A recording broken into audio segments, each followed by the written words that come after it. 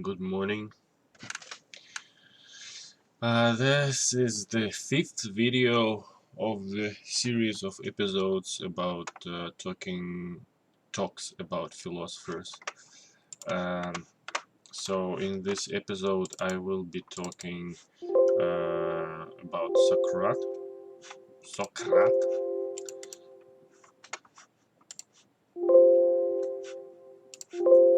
Yeah. So this video about Socrates, and I've gone through 4 of the philosophers before, so there were 4 episodes. If you would like to watch them, you may very well enjoy them. Actually, it's kind of interesting videos. I think very interesting and educating and all of those things. So in my videos I use materials from the university that I've studied in, from Bond University, and these are lectures. So in lectures, not the lectures, but these are um, additional materials for the for students. So I decided to go through these materials. It's interesting for me. This topic is interesting, and in case I need interpretation or translation, I use 2 dictionaries, which are WordWeb and Ebilingual.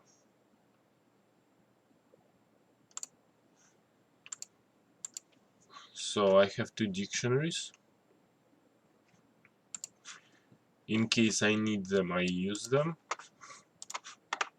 And first of all, let's go through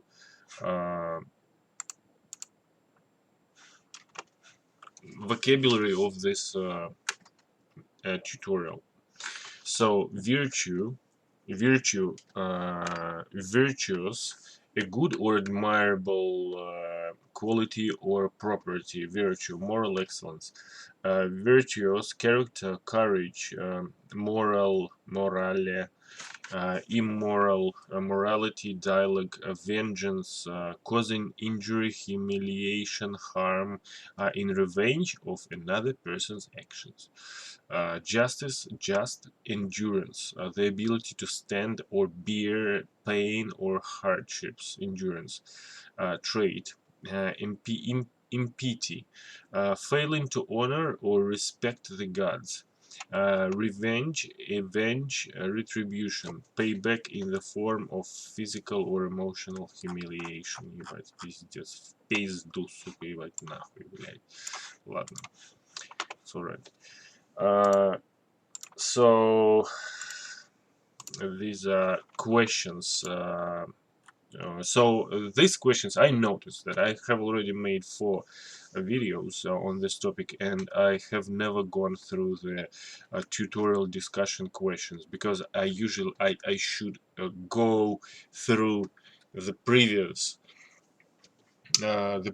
questions from the previous week in the beginning of the next week. So when the lecture starts or tutorial starts, the kind of teacher is already, do you remember what was on the previous week? Everyone says, no, I don't remember. Like, it was something like about this person and he was a fucking asshole or something.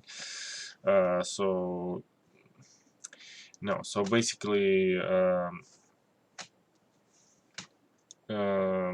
I never done that, and maybe because it's kind of hard to remember or recall what was there, because there's a lot of information. It needs to sync, but and also the thing is that I go through these lectures in an unusual order. So I don't go through week 1, 2, 3, 4, 5, 6, 7 in a usual order. I go through different in an unusual manner. So anyway, yeah, maybe that's why.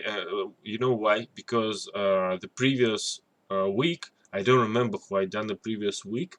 So I will have to go into the folder with the previous week, which I don't remember, and find the questions because it's in it. If it was like lecture 2 the previous week, and here it's everything is here. But anyway, the question is not about that. The question is about what we're gonna do this week. And this week it is Socrates. Socrates on evil and ignorance. Socrates lived in 469 399 BCE, so it's pretty much nearly 500 years before Christ. And first of all, we usually go have a look on the website about a bit of a background. Let's go.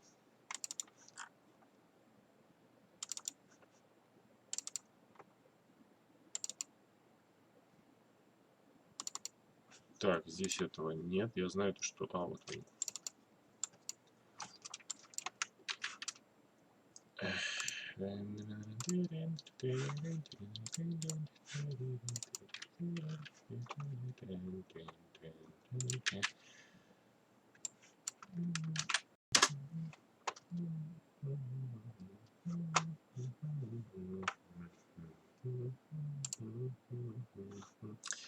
Okay, so it's here. Socrates. So I will read some of this biography just to understand when he lived, where he lived, and maybe something else. So Socrates is one of the few individuals whom one could say has so shaped the cultural and intellectual development of the world that without him history would be profoundly different. He is best known for his association with the Socratic method of question and answer. Okay, Socratic method of association. Socratic association with the Socratic method of question and answer. His claim that he was ignorant or aware of his own absence of knowledge, and his claim that the unexamined life is not worth living for human beings. He was the inspiration for Plato, the thinker widely held to be the founder of the Western philosophical tradition. Plato, in turn, served as the teacher of Aristotle, thus establishing the famous triad of ancient philosophers Socrates, Plato, and Aristotle. Unlike other philosophers of his time and ours, Socrates never wrote anything down but was committed to living simply and to interrogating the everyday views and population opinions of those in his home city of Athens. There's one word, interrogating.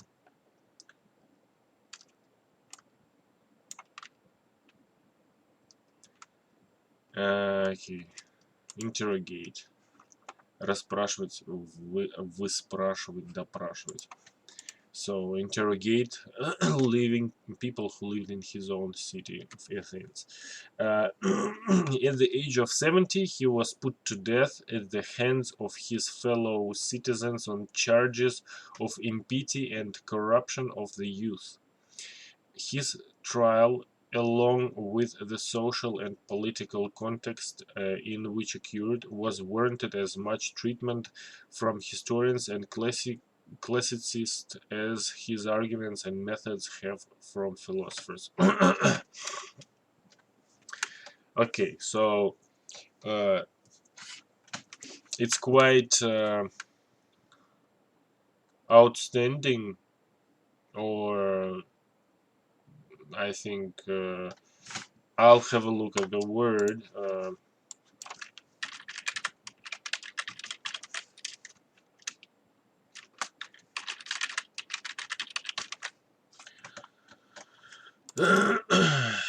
Notable, remarkable, noteworthy.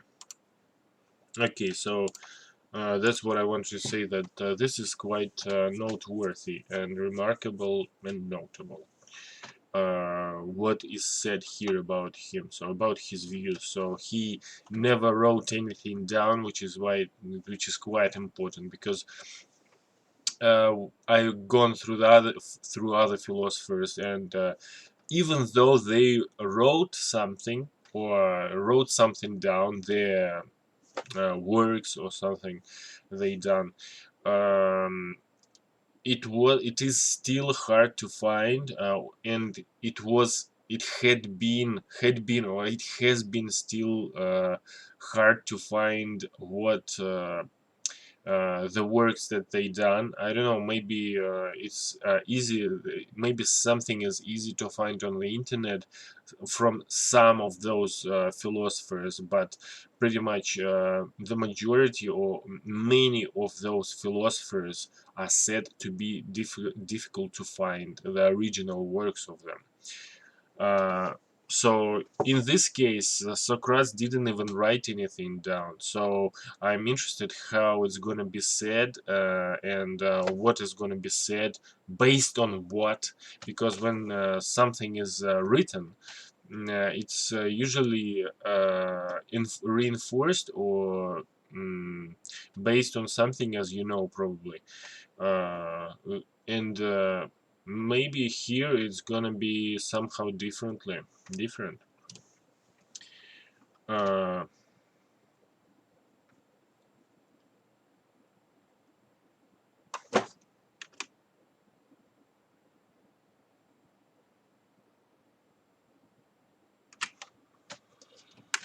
okay, so this Internet Encyclopedia of Philosophy is which is very important. It's free.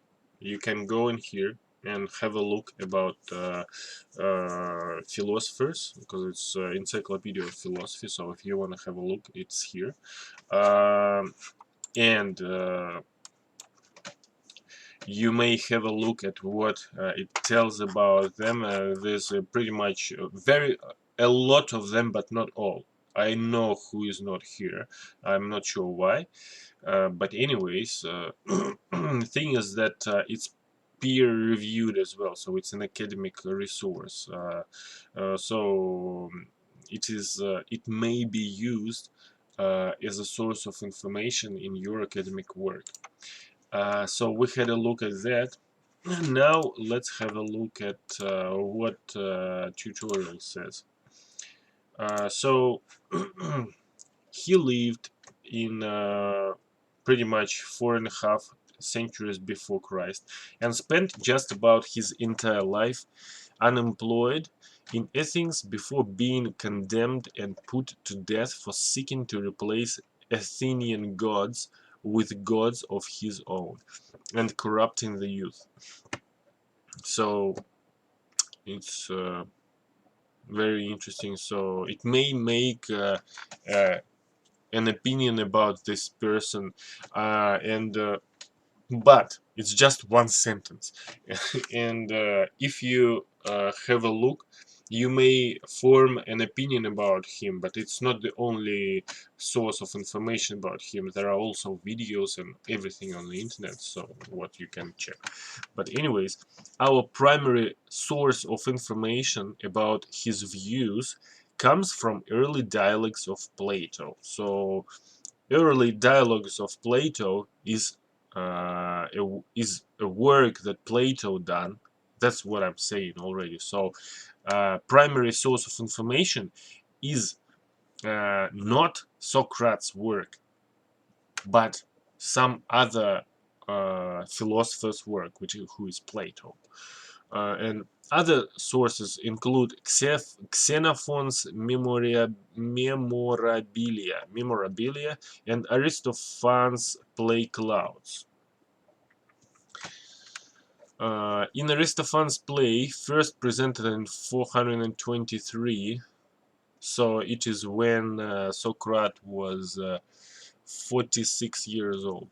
Socrates appears as someone with a raft of scientific theories replacing traditional gods with natural forces. Uh, traditional gods with natural forces.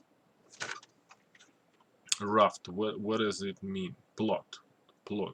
Переправлять на плоту, паром, уйти в кучу, множество года. Okay. Scientific theories replacing traditional gods with natural forces, and as a sophist. So it was said that he was a sophist. Okay, so it means that he is a teacher of philosophy. It's a shortening of something, sophist. A sophist is someone who charged... also it says who it is. Someone who charged fees to teach students how to manipulate arguments to their advantage, especially in a court of law. Aristophanes, Socrates is an unscrupulous buffoon. Aristophanes, Socrates is an unscrupulous buffoon. Unscrupulous, нескрупулезный. Let's have a look.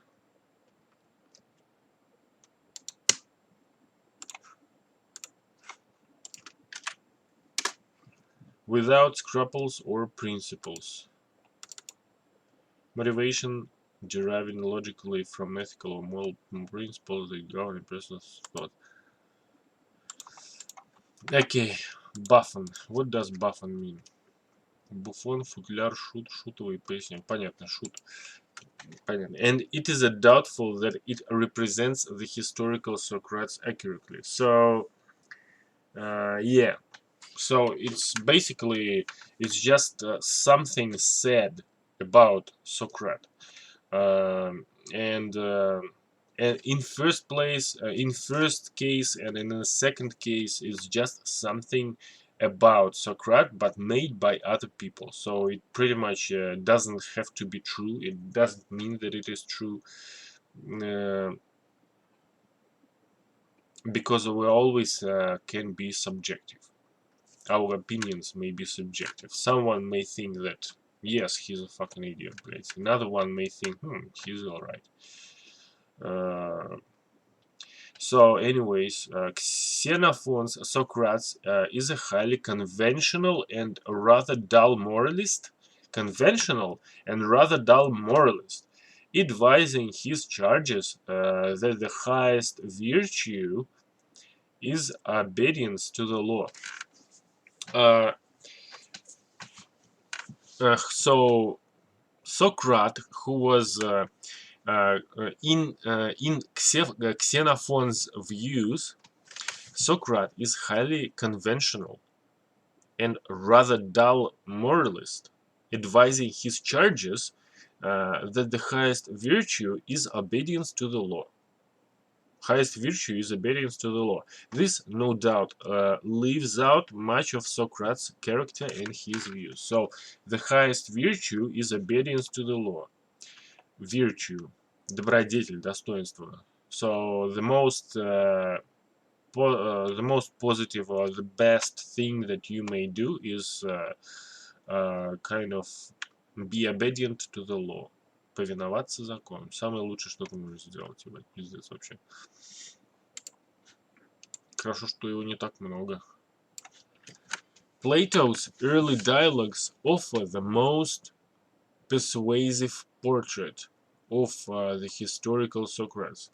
Okay, the most persuasive portrait of the historical Socrates. But there is considerable difficulty distinguishing Plato's views from Socrates.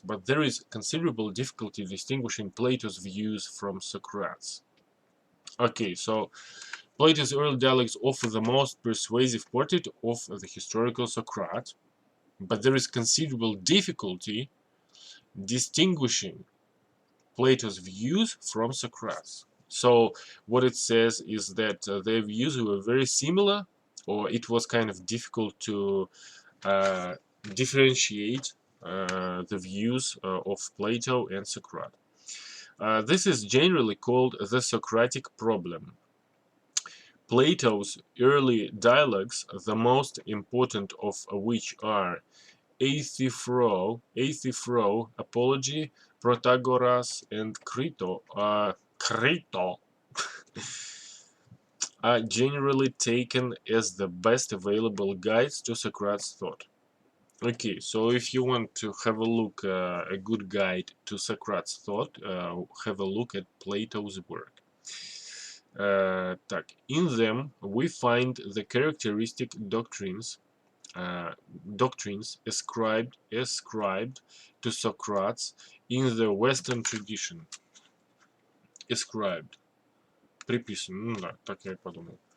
Socrates in the Western tradition. The unexamined life is not worth living.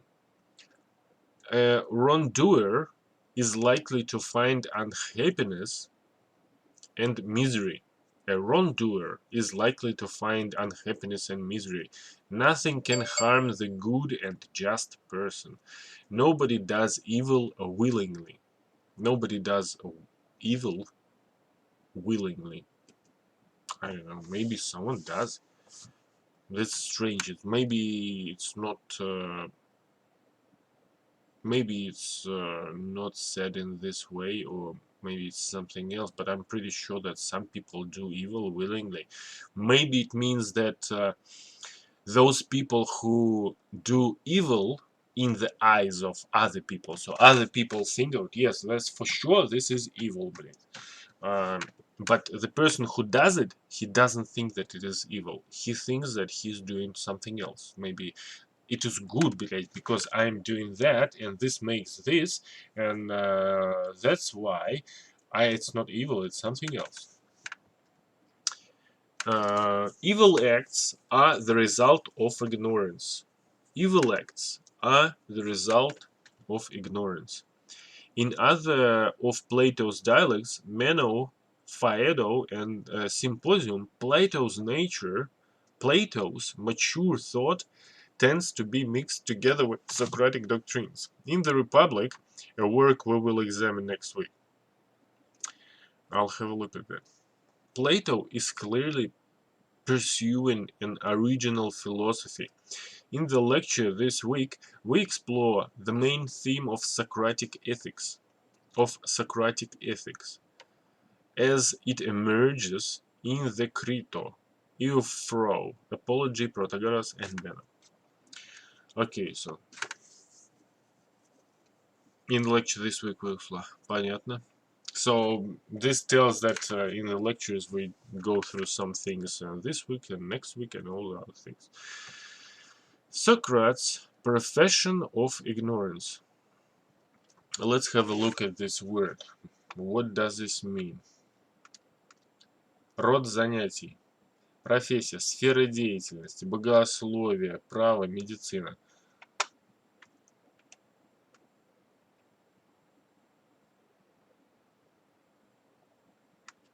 Okay, so ignorance is a profession. That's interesting. In the Apology, Socrates recounts the story of how he was once declared by an oracle at Delphi. Oracle, да? He was once declared by an oracle at Delphi to be the wisest of people. Okay, so he once was declared the wisest of people. He tells us that this surprised him, since he thought of himself as possessing next to no real knowledge. Okay, so in the apology is here, apology. It's one of the works of Plato.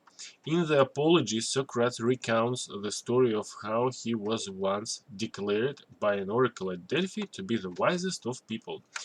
He tells us that this surprised him, since he thought of himself as possessing next to no real knowledge.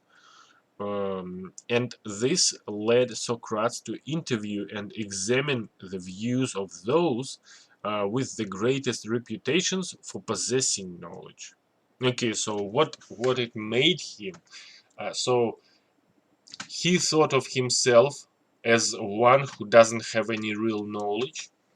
He was declared one that he actually does have knowledge and what it made him, he went to those people who were thought to be very wise and who were thought to possess a lot of knowledge, and he went to them and asked them questions. So he interviewed them. He claims that he invariably found people who claimed to know things they did not really know, but only guessed at or presumed. Invariably. Неизменно, постоянно, без исключений. So he found those who pretended to know as how he thought, but didn't actually know. So, and then he went and asked them. Pretty much, he probably wanted to show that they don't know. They actually don't know. He was wiser than these people because at least Socrates knew that he knew nothing. The starting point for many Socratic inquiries, therefore, is a profession of ignorance. Okay, you know what? I will put it into the highlighted color because I heard this before. And what I heard was someone said about, I'm not sure, maybe they didn't even say where he thought, where from they heard this, but thing is that I already heard someone saying that someone is more wiser than others because at least they know that they nothing, that they know nothing. Okay. This means that it was Socrates who said that.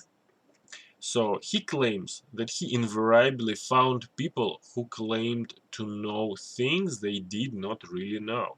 So they claimed that they knew something, but they didn't actually knew, but only guessed at or presumed. So they only guessed. They actually supposed that they knew something, but they or just presumed that they knew something, but they actually didn't. How Socrates said, and he was okay. So he was wiser than these people. When he was wiser than those people, because at least Socrates knew that he knew nothing. Okay, the starting point for many Socratic inquiries, therefore, is a profession of ignorance. An interlocutor would make a claim to know what some important thing is, for example, courage, pity, justice, and so on. Socrates' task was to demonstrate to them that their knowledge is fake. Okay. An interlocutor would make a claim to know what some important thing is, for example, courage, pity, justice, and so on. Interlocutor. I'll have a look at this. Собеседник would make a claim to know what some important thing is, for example, courage, pity, justice, and so on. Socrates' task was to demonstrate to them that their knowledge is fake. Okay, so it looks like a good material. So one person sits down and says, I know what this thing is. And another person who plays Socrates' role says, no, you don't know what that is. So pretty much they start a dialogue and they make good material. So one shows that another one doesn't know anything, another one shows that he actually does know, and the other one is wrong. Right, so pretty much Socrates' role was to demonstrate to them that their knowledge was fake. So Socrates' method Elenchus the Eithurfro gives a good illustration of Socratic basic method as recounted by Plato. Socrates' method. Elenchus, the Eithifro, gives a good illustration of Socratic basic method, as recounted by Plato. Socrates comes upon Eithifro as they both make their way, or Socrates comes upon Eithifro. Eithifro is another person. That's how I understood. As they both make their way to the Athenian law courts. So they both come to the law courts. Socrates to face his charge of impiety and corrupting the youth of Athens. Eithifro to lay a charge of murder against his father. Okay, so they both come to court. Socrates with a charge of impiety and corrupting the youth of Athens, and Eithifro to lay a charge with a charge of murder against his father. With a charge of murder against his father, so pretty much saying that his father killed someone. Eithifro's father had mistreated a servant to the point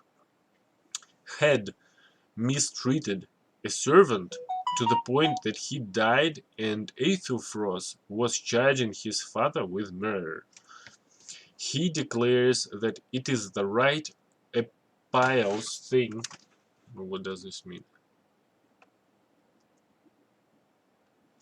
He declares that it is the right, a pious thing to prosecute his father.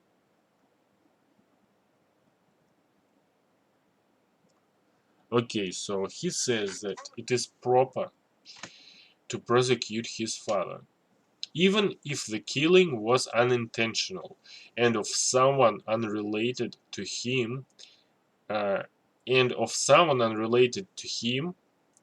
and even if the servant was himself a murderer. Socrates tackles the case like this. Okay, so based on that, Socrates tells about that. In order to be justly prosecuting his father, Eithifros must understand what is at stake. Eithifros says the prosecution is an act of pity. Prosecution is an act of pity.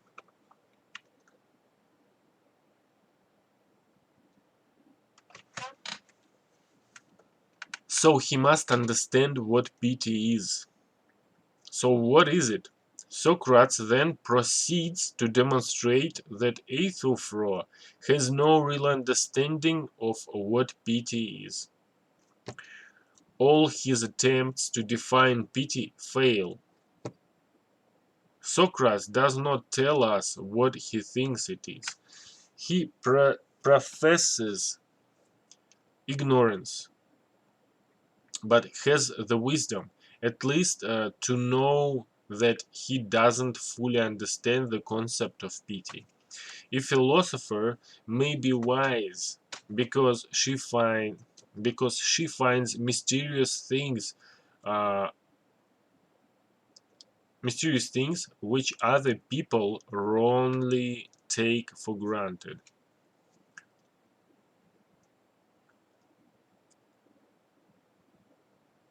The method Socrates uses is called elenchus.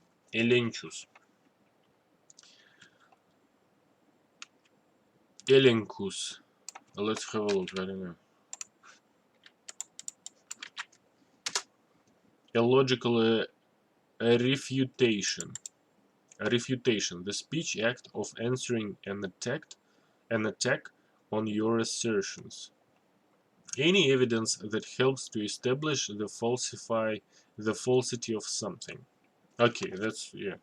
The act of determining that something is fucking shit, ебаный, в пизду нахуй, блядь. Okay, this is called elenchus. Elenchus,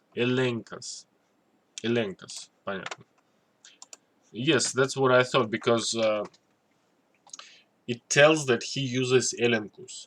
Elenchus, as how we may see here, pretty much someone makes a statement and another part or another side just tells or wait. Any evidence. Okay, and another side uses any evidence to prove that it is false. So, but he doesn't say what it is. So this one tells pity is that. This one says no, it is not that because it is something else, and they doesn't tell what it is. No, wait. They say pity is that. This one says no, pity is not that, and they don't say what it is. They just use any evidence to say that this is wrong. It's not proper. Okay, so the method is called elenchus. It is a question and answer session. An answer session with the following rules and goals. Okay, so it says the rules. One person, Socrates, asks most of the questions. The interlocutor must answer every question. The interlocutor must answer every question. Okay, this is conditions pretty much to make such a situation. A definition or principle in moral philosophy is sought from the interlocutor. A definition or principle in moral philosophy is sought from the interlocutor. So the one who is being interviewed is answering the questions and giving the definitions. Socrates seeks clarification, asking questions, gaining assent for various propositions. So he is gaining more ideas, probably, or what? For the next questions, assent, what it is. Okay, gaining assent. Okay, he's sure that he is getting. So he is asking the next thing. These propositions are used to show that the definition or principle is unsatisfactory. So he's not agreeing with something. Like this, it can be said in this way as well, I think. He's just not agreeing. What if they say you are not agreeing? You are not just, you are just not agreeing, because this thing tells that it's a situation. So this says that in what's his Elenchus? Elenchus works in this situation. So if this situation changes in some way, it's not gonna work, because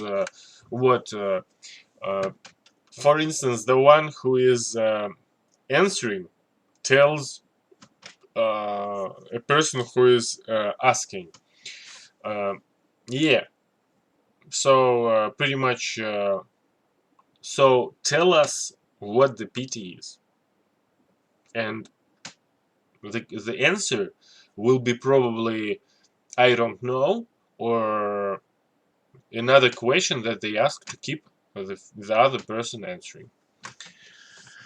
Vengeance is always unjust. A conventional moral claim of the tradition Socrates inherited. A conventional moral claim of the tradition Socrates inherited. Унаследованный, перенятый. Так. Vengeance is always unjust, a conventional moral claim of the tradition Socrates inherited, often called the Homeric tradition. Was that wrongdoing ought to be repaid in kind. Justice was conventionally defined. Justice was conventionally defined as helping others, defined as helping one's friends and harming one's enemies. Justice was conventionally defined as helping one's friends and harming one's enemies. Justice was conventionally defined. Conventionally.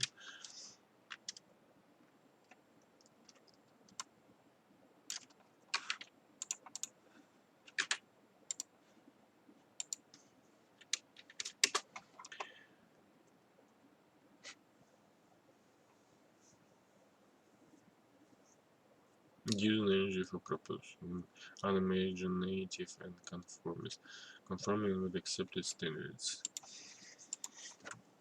Justice was conventionally defined as helping one's friends and harming one's enemies, but probably it's not proper explanation of what justice is.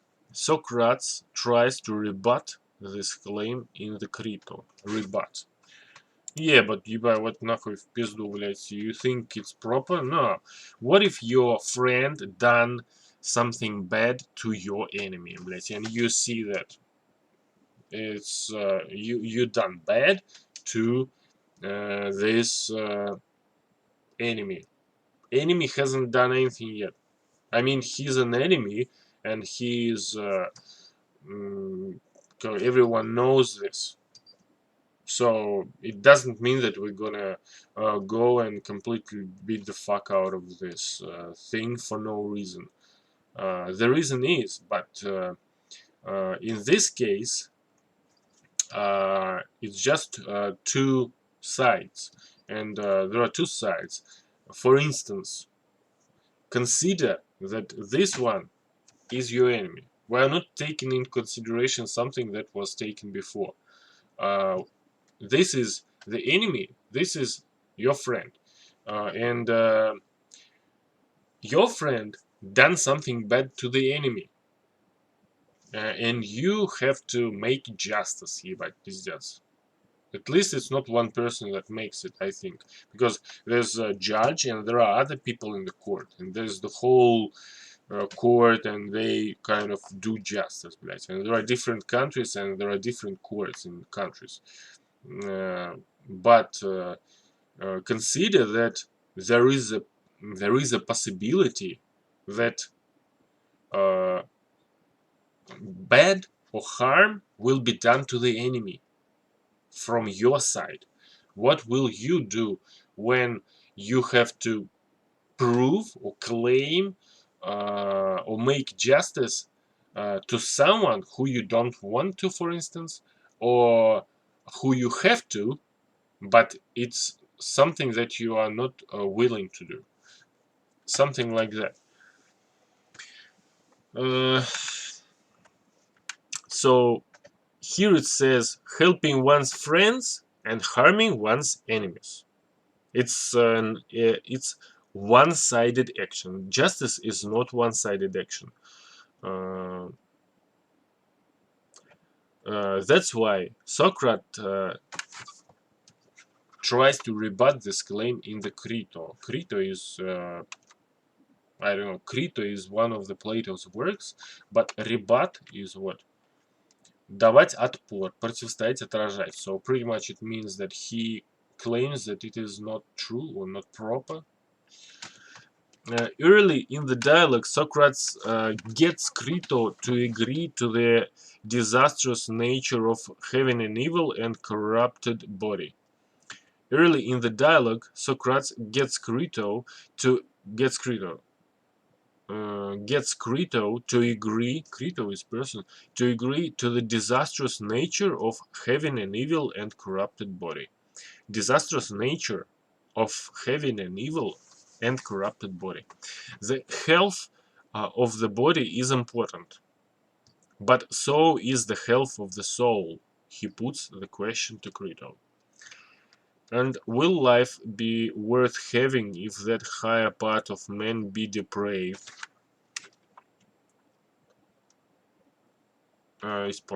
Be depraved, which is improved by justice, and deteriorated by injustice.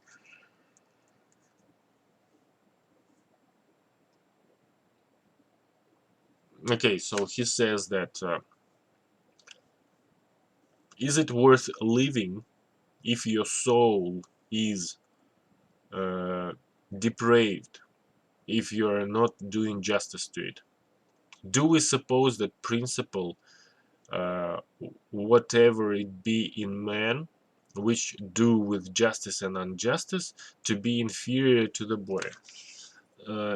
Do we suppose that principle, whatever it be in man, Do we suppose that principle, whatever it be in man, which to do with justice and injustice, to be inferior to the body? Inferior.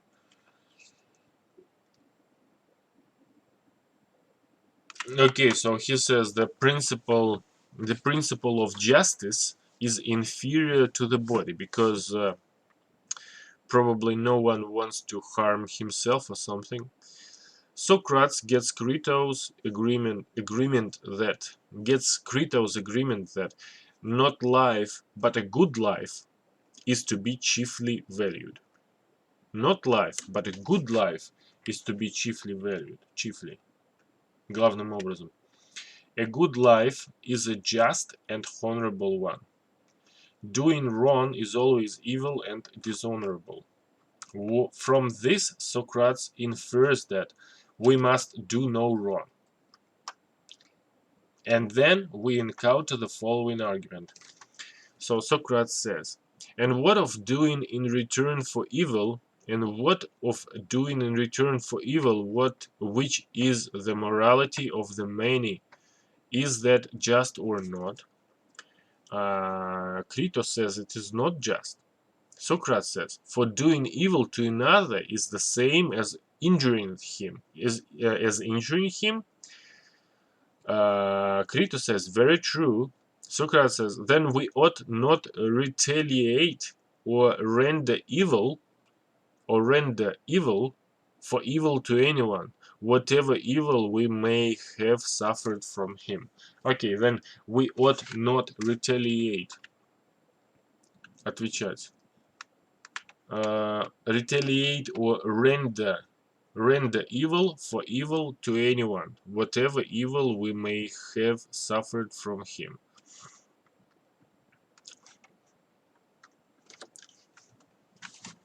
Okay. This argument illustrates a central theme of Socratic ethics.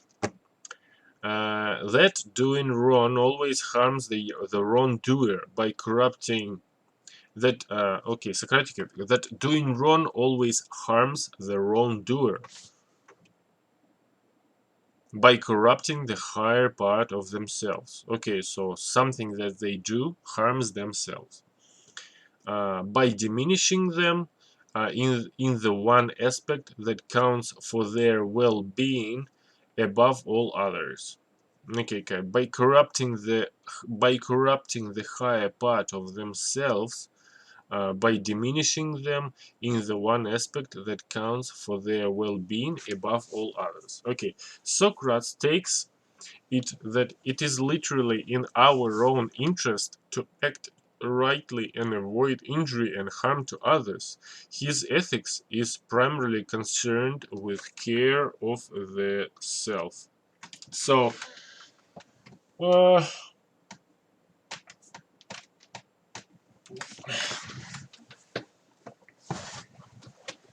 it's a bit complicated, but still,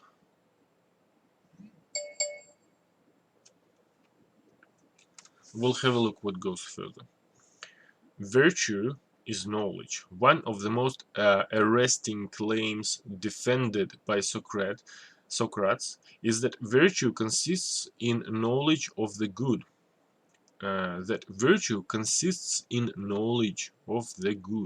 This and the view we discuss next are often called Socratic paradoxes. They are called paradoxes because they are strongly counterintuitive theses. This is a thesis which seem to deny facts of ordinary experience. The thesis that virtue is developed in Plato's dialogue manner.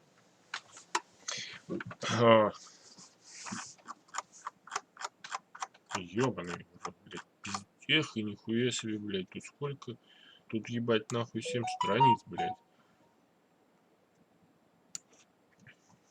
In Plato's dialogue manner. Okay, we've been doing 40-50 minutes.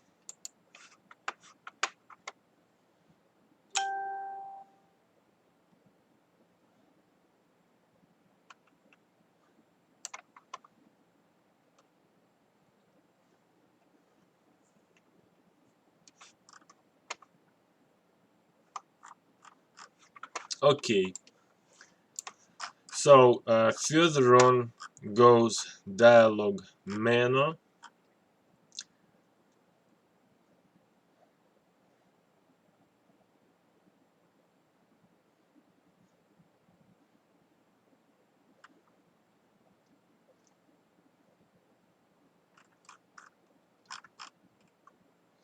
Vengeance is always unjust. Так, окей, so Socrates method elenchus. Socrates profession of ignorance. Да, interesting, but I think we would probably do... we will probably do the short explanation of what each one of them is.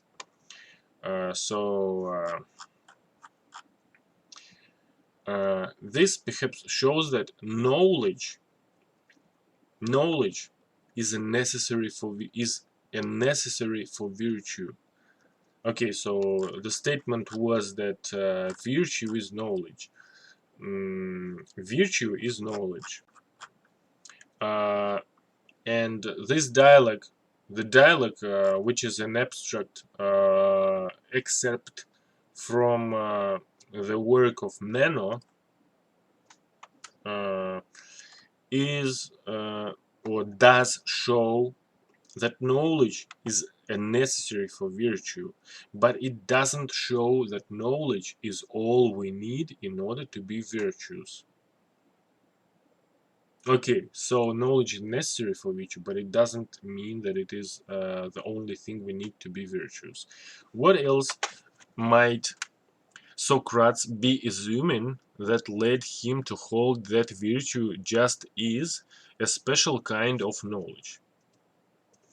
Hold that virtue just is a special kind of knowledge. So another thing that we may need to have is a special kind of knowledge. First, we should note that the type of knowledge Socrates has in mind is practical knowledge.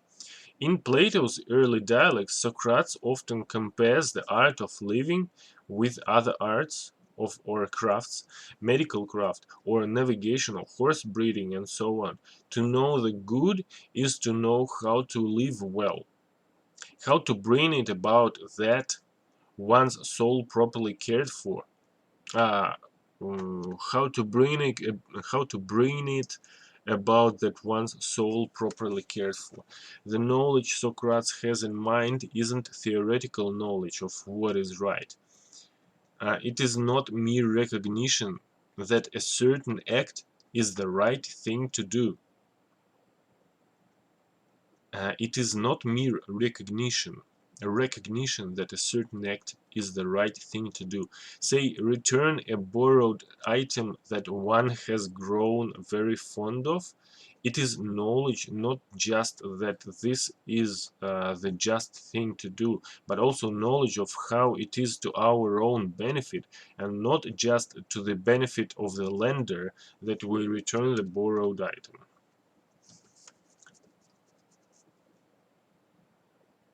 Okay.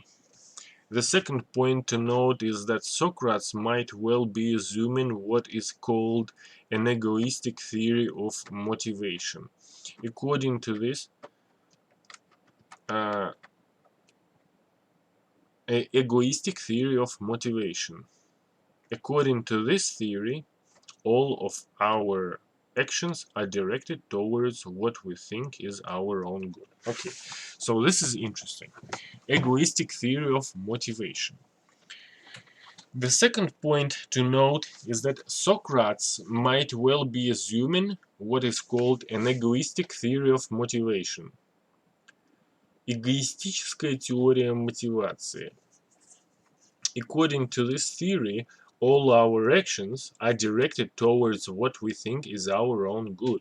We never aim to be harmed, but only benefited by our actions. But it's already questionable, because what if someone has a bad, cruel plan in their mind and they think, okay, so to achieve that, I need to be harmed. So they will find some minor harm to them, and then do the rest that they wanted. We never aim to be harmed, but only benefited by our actions. Add to this knowledge of how the just action will benefit. Okay, so this may lead, you know where it may lead. We never aim to be harmed, but only benefited by our actions. Consider about this thing that I've said about cruel plans. They may have cruel plans to be harmed first, minor harm, and then continue doing what they planned. But from the point of view of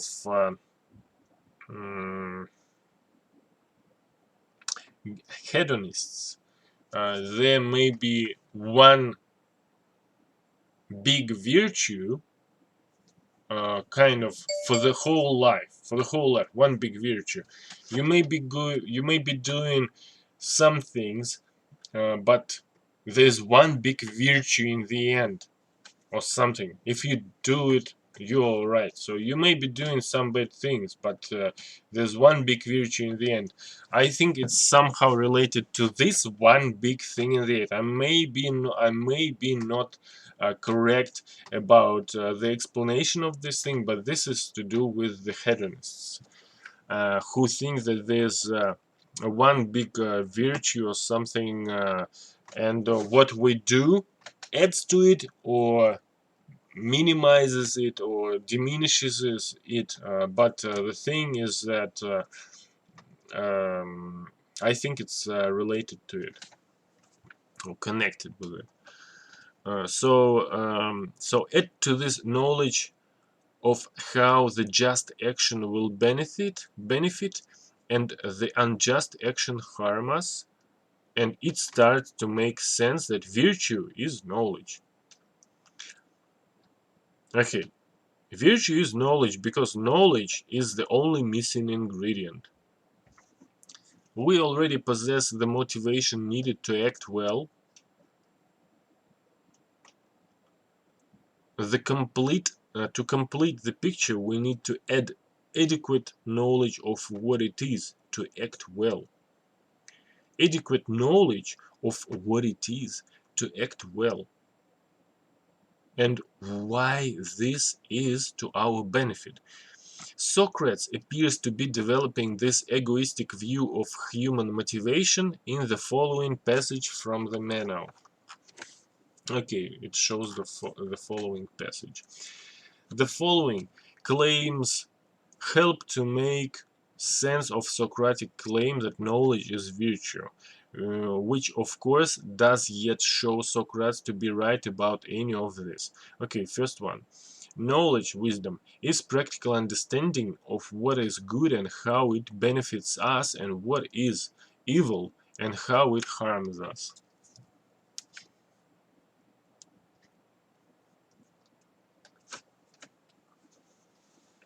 Okay, humans always aim towards what they think will benefit them and not harm them. Okay, so no person voluntarily does wrong. To know the good is to pursue it. So this is a closely related view. If virtue is knowledge and evil is the result of ignorance, then wrongdoers are ignorant. Uh, Wrongdoers are ignorant. Okay, the act wrongly without they act wrongly without understanding the full implications of what they are doing. They do not intentionally do wrong. They do what they think it would be good to do, but misunderstanding what is at stake. Here is a statement of the view drawn from the Protagoras. Okay, so it shows. And then goes further. This idea involves a denial of weakness. This idea involves a denial of weakness of will, of a weakness of will, and of a self-destructive will. This idea involves a denial of weakness of will and of a self-destructive will. Recall that for Socrates, the good is what benefits an agent. Evil is what harms the agent.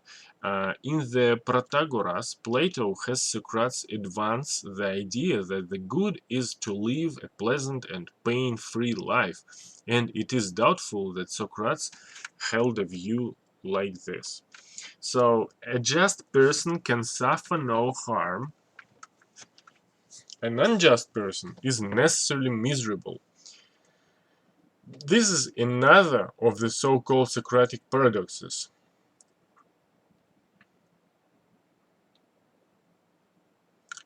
A just person is a virtuous person, and virtue, according to Socrates, and the ancient Greeks generally, is a kind of excellence. And the ancient Greeks generally, according to Socrates, is a kind of excellence. A virtue is a kind of excellence, according to Socrates.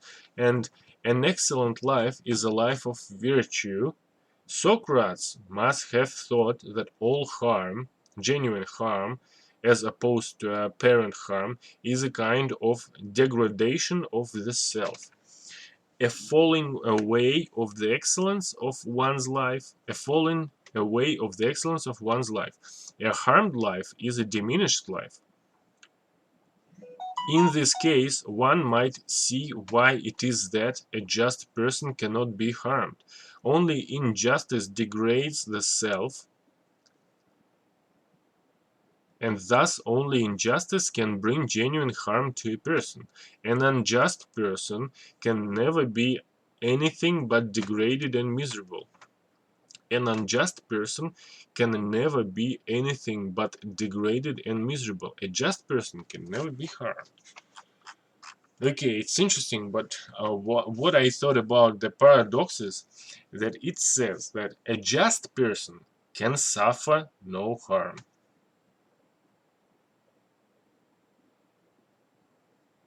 Okay, so a just person, and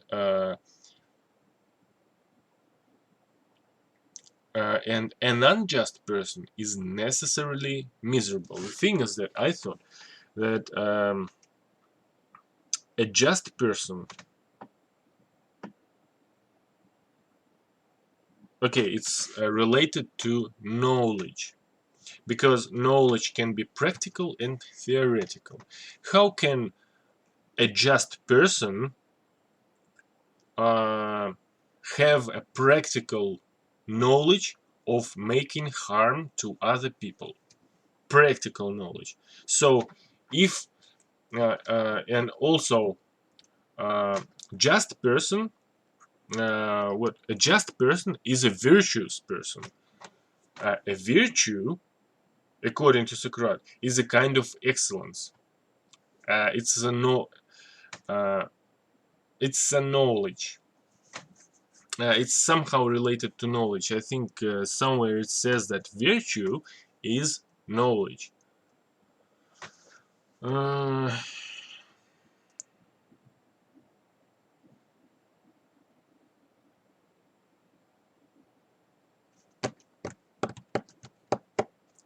okay, so the thing is that uh, the virtue is knowledge.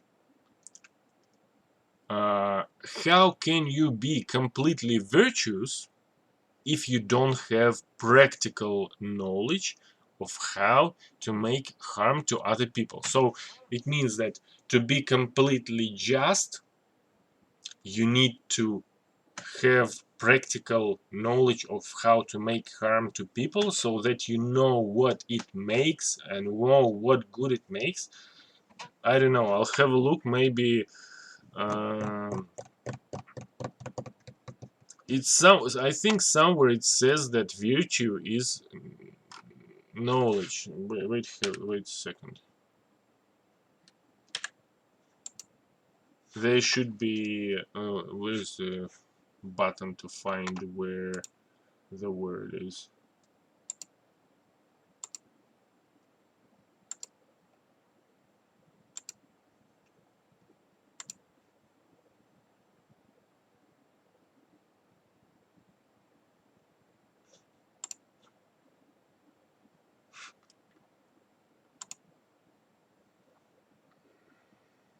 Так, не то. Okay. So,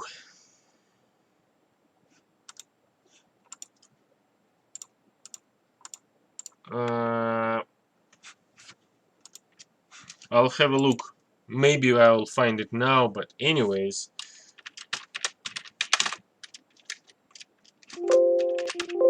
Knowledge. Knowledge.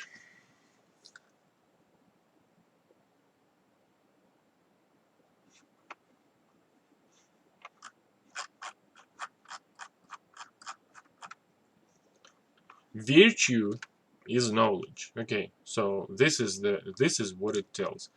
Virtue is knowledge. To be completely virtuous, you need to have knowledge. How may you know?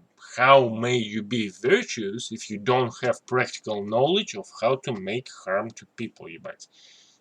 If you have theoretical knowledge of that, it's all right. It's just theoretical. It means that you haven't practically done no harm to people. But if you made harm to people, that means that you're unjust. How can you be completely just and virtuous if you're making harm? So this is the paradox. So it's a good example of paradox, I think. So anyways, that's okay. Anyways, this is what we done considering in relation to Socrates and all these interesting things that there are here. I'm not sure which one we're gonna do in the next video, but I have already done. If you're interested, you may look at the videos for Annetta Baer, Kant, Mill, Rawls, and now Socrates. So there are 5 videos. And they are pretty much nearly 1.5 hours each. This one is just 1 hour and 10 minutes or something. So pretty much from this list, there will be the next video. I'm not sure which one. Maybe about hedonists, Epicurus, maybe something else. I'll have a look. Probably week 3. No, it's week 5. Week 4. Next video, I'll have a look. Maybe it's gonna be week 3, maybe something else. So I'll be glad if you watch this video. It may be very interesting for you, and it's very good for me. So anyways, I'll see you in the next video. Thank you.